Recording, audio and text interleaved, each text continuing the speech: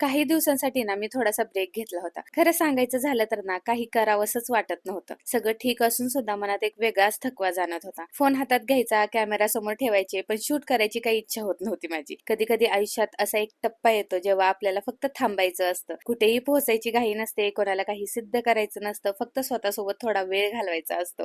एवढंच. आणि या काही दिवसात मी काही मोठं केलं नाहीये. फक्त आराम केला, घरात वेळ घालवला, स्वतःच्या विचारांसोबत राहिले आणि मला जाणवलं की सतत धावत राहण्यापेक्षा ना कधी-कधी थांबणं ही खूप गरजेचं असतं. ब्रेक घेणं म्हणजे हार मानणं नाही, तर स्वतःला पुन्हा उभं करण्यासाठी घेतलेली एक छोटी विश्रांती म्हणजे हा ब्रेक असतो. आणि अशा वेळी ना स्वतःला जबरदस्ती करण्यापेक्षा थोडं थांबणं जास्त गरजेचं असतं. आता मी एकदम ओके आहे. माझं मन सुद्धा खूप हलकं वाटतंय आणि मी पुन्हा नव्या उत्साहाने सुरुवात करायला सुद्धा तयार आहे. ह्या 10-12 दिवसामध्ये बरेचसे डीएम करून तुम्ही सगळ्यांनी माझी विचारपूस केली की ताई कुठे आहे? ब्लॉग का अपलोड होत नाहीये? तू ठीक आहेस का? ह्या तुमच्या प्रेमासाठी खरंच थँक यू सो मच. आणि हो, जर तुमच्याही मनात कधी असे विचार येत असतील ना, तर स्वतःला थोडासा वेळ द्या, थोडासा ब्रेक घ्या आणि त्या गोष्टीवर विचार करा.